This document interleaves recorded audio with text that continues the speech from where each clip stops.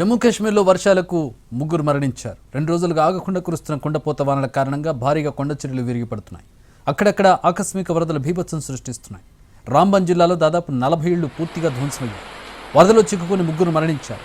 సుమారు 100 మందిని సహాయక బృందాలు రక్షించినట్టు అధికారులు పేర్కొన్నారు.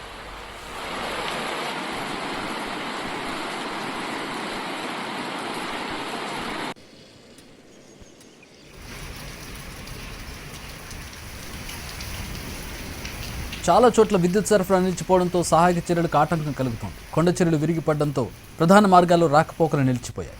శిథిలాల కింద వాహనాలు చిక్కుకుపోయాయి. జమ్మూ కాశ్మీర్లో 5 ఏళ్లలో ఇంత భారీ స్థాయిలో వర్షాలు, బలమైన గాలులు వీయడం ఇదే మొదటిసారి.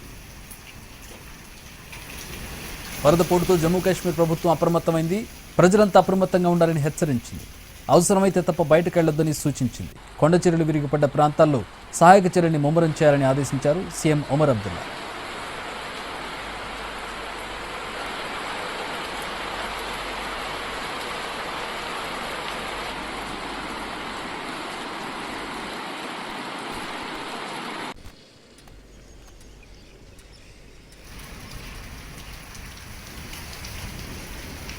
ఈ భారీ వర్షాలకు ముగ్గురు మరణించారు. 2 రోజులుగా ఆగకుండా కురుస్తున్న కుండపోత వానల కారణంగా కొండ చర్యలు విరిగిపడుతూ ఉన్నాయి. అక్కడక్కడ ఆకస్మిక వరదలు బీభత్సం సృష్టిస్తున్నాయి.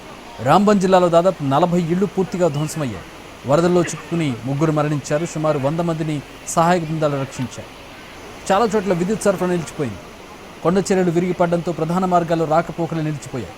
శిథిలాల కింద వాహనాలు చిక్కుకుపోయాయి. జమ్మూ కాశ్మీర్లో 5 ఏళ్లలో ఇంత స్థాయిలో వర్షాలు కానీ బలమైన గాలులు కానీ వీయడం ఇదే మొదటిసారి.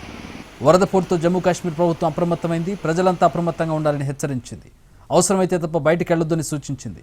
కొండ చర్యలు విరిగిపడ్డ ప్రాంతాల్లో సహాయక చర్యల్ని ముమ్మరం చేయాలని ఆదేశించారు సీఎం ఒమర్ అబ్దుల్లా.